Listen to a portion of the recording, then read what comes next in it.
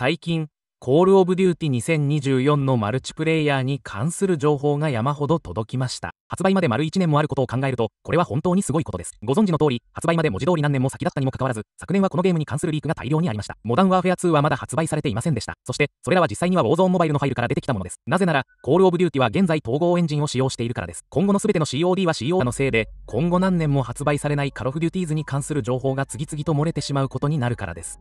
さて、ご存知の通り、このゲームの正式名称はまだ分かっていません。おそらくブラックオプスコールドウォーの続編でしょう。これはトレにとって久々のコールオブデューティメインタイトルとなります。開発には4年もの歳月が費やされたので、素晴らしい作品になることを期待しています。そして、今、多くの人がタイトルはブラックオプスゴルフウォーではないかと推理します。ホールンの後シーンでピークが1990年の太平洋に向かっていることが書かれているからです。それでは、公開された情報を見ていきましょう。まず、ゲームのファイルに含まれるマルチプレイヤーマップのリストを入手しましたと考えると、このリストは完全ではないかもしれません。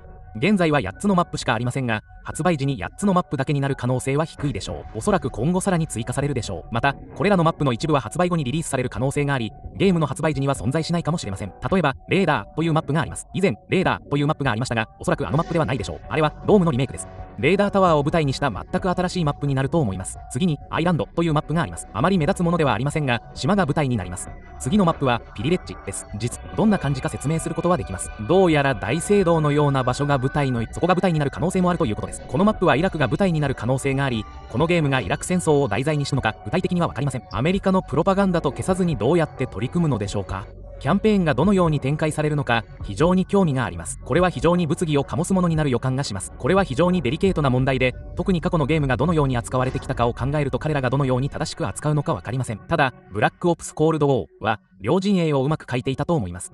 SMD とは違うようですが、ミサイルサイロがあるなど、WMD と似たようなものになるようです。そうか。もしそうだとしたら、非常に興味深いですね。というのも、今噂されている1のラップのリマスターが多数含まれるのではないかと想像しています。ファイルにはファイルの中にステルスと呼ばれる別のマップが見つかりました。これもまた、ワロモビレから画像を入手したマップです。これも画面上で画像をお見せすることはできませんが、説明することはできます。そこには飛行機の格納庫が登場していました。おそらく格納いくつかありました。人々は、戦車が90年代に使用されていたことを突き止め、飛行機はロックヘッド F117 ナイトホークのようだと推測しました。これは、1983年から2008年まで使用されたアメリカのタンザステルス地上攻撃機でした。再び、それがタイムゾーンであることを示しています。さて、コールオブデューティ2024については、キャラクター、モード、パークなど、さらに多くの情報が判明し、このビデオはアワケンドレルムのプロジェクトミストという素晴らしいゲームのご好意により提供されたことを誇りに思います。このサバイバルホラー体験で完全な自由を体験してください。取るための強制クエストや手助けはなく、制限は一切ありません。危険な地形を進む中で、あなたの決断が運命を片付ります。謎めいた島を探索してください。錆びたメカ、空飛ぶクジラ、巨大な壁の背後に隠された秘密があなたの発見を待っている、神秘的な島の不気味な深淵へと飛び込んでください。この謎めいた風景の中であなたが歩くたびに、新たな機会と脅威が生まれ、魅力的で予測不可能なストーリーが保証されます。巨大な生き物に遭遇してください。島を歩き回る全ての感動的な巨人との対決に備えてください。あなたは彼らから逃げますか？追い詰めますか？それともその威厳にただ驚嘆しますか？持ってください。トラップ、工場兵器、動力地雷、エネルギータレット、そして多種多様な武器を駆使して生き残るための戦いで優位に打倒。重力銃の威力。重力銃はあなたを待ち受ける恐怖に対して形勢を逆転させる最大の希望です。ハニスの荒々しいパワーで前途に待ち受ける試練を乗り越えなければ、この悪夢のような風景の新たな犠牲者になる危険があります。あらゆる困難を乗り越えて生き残ろう。プロジェクトミストであなたが下す全ての決断は生死を分けることになります。あなたの基地、狡猾さ、そして恐怖に打ち勝つために料理人を育て、特別な消耗品、戦争兵器、広大で没入感のある世界を提供し、サバイバルホラーのファンに比類のないゲーム体験を約束します。緊迫感あふれるスリリングな冒険に飛び込み、島を覆う巨大な壁の背後にある秘密を解き明かしましょう。マルチプレイヤー協力プレイにも対応しているので、他の友達とプレイできます。このゲームが気に入ったら、下のリンクから Steam のウィッシュリストに追加できます。また、2024年ゲームのファイルには、2つのゾンビマップも見つかりました。それぞれクォーツとガーネットです。これらのマップの一つは PEK がレクリアムの責任者ストライクチームを救出するために向かう太平洋の船を舞台にしているようです。そのマップには大砲やクラーケンの罠のようなものが登場するようです。さらにマップの一つにはネズミや害虫のワンダーウェポンクエストもあるようです。それが何なのかは定かではありませんが、これについてはすでに別の動画で詳しく説明しているので、ここでは改めて説明しません。ゾンビに関する情報としては、モダンウォーフェア3のゾンビモードでは、ゲームと COD2024 のゾンビモードの両方に登場する新しいキャラクターが登場するようです。つまり、これまで見たことのないキャラクターです。また、サプライズキャラクターも登場するとも言われています。つまり、ルトフとドクターペッカ・サマンサ・マキシスが、モダンウォーフェア3のゾンビモードにサプライズ登場する可能性があり、それはすごいことです。マルチプレイに関する情報としては、勝者サークルが復活するようです。つまり、ゲーム終了時に上位3名が表示されるということですね。勝者サークルを表示するか、試合をハイライトしてどちらかを選択できるかのどちらかを選択できる可能性があります。パークに関しては、どうやら、デクスタリティパークが追加されるようです。これはマントリング速度を上昇させ、スライディングとダイビング中にアドスが可能になります。つまり、ドルフィンダイビングとスライディングはどちらもゲームに登場し、落下ダメージを軽減するようです。その他のパークとしては、アンチアップとタクティシャンがあるようです。また、目標達成ボーナスとサボタージュボーナスに関する条件も言及されているので、これは単なるメダルの可能性もあります。ゲームモードに関しては、ファイル内にランドグラブというモードが見つかりました。これは、3つのゾーンを同時に占領してポイントを獲得するモードです。一種のドミネーションのようなものでしょうか。さて、このゲームのキャラクターについては、ご存知の通り、おそらく、コールドウォーに続くブラックオプスのようなゲームになると思われるため、キャラクターがどのように扱われるのかは正確にはわかりません。アドラーが再登場する可能性は非常に高く、ペルセウスもストーリーは当然車椅子に乗っているでしょうから。ですから、回想シーンなどでストーリーに絡んでくる可能性はありますね。ただ、CO2024 のキャラクターリストがリークされています。今のところ、アドラー、ウッズ、メイソンについては一切触れられていません。なので彼らがゲームに登場するかどうかもわかりません。どうやら SAS はゲーム内の派閥になるようです。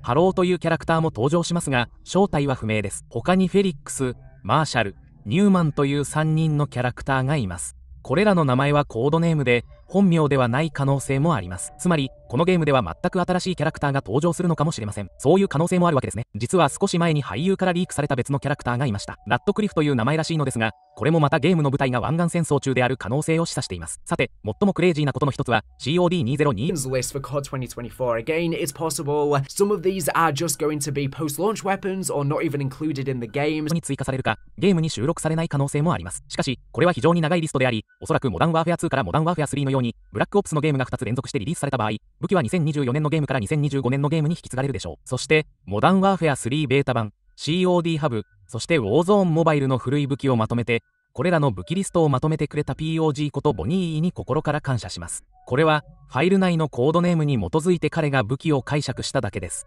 アサルトライフルは、カルトモデル773、AK74、セットモデル L、アスバル、M16A2、L85、AR18、メンドーサ RM2、SAR80 が入荷するようです。バトルライフルは、シグ SG542、セミモデル C、the FN FAL, the AEK973. For the SMGs, we have the Jeopard PDW, the Ferme SAF, the MP5. We have one codenamed SR Valor that we're not sure what that is. The IM Bell MD1, the Grendel R31, the SR3 Vilka, the PP90, the Colt 9mm SMG. For the shotguns, we have the Mossberg 500, the Bullup Mossberg 500, the CBC model SB12, the Rottweil Skeet Olympia 72, the Remington Model 11. For the light machine guns, we have the AR-10, the PU-21, the KSP-58, the KSP-58D. For the dedicated marksman rifles, we have the M16 MK12 SPR, the IMI Romas, the SVU Dragunov, the AEK-971, the SR-25, the SIG SG-550. For the sniper rifles, we have the SVD Dragunov, the PGM Ultima Ratio, the PGM Hekate 2, the L96. For the pistols, we have the H&K USP 9x19mm and the H&K USP 40 S&W, the Makarov PM, the Stechkin APS, the Grendel P30, the 5.7, the Beretta M9, the Panzerfaust 3. Then for the launchers, we have the Panzerfaust 3, the FIM 92 Stinger. For the melees, we have the knife, the combat knife, and a breaching tool. Now that's the full list, and I apologize if I butchered any of the names there. And we also have two for zombies, which are the ray gun, which is obviously going to be back, and finally we have the jet gun. So I don't know if this is hinting that we're going to get a TranZit remake in this game. That would be crazy to finally see that map back.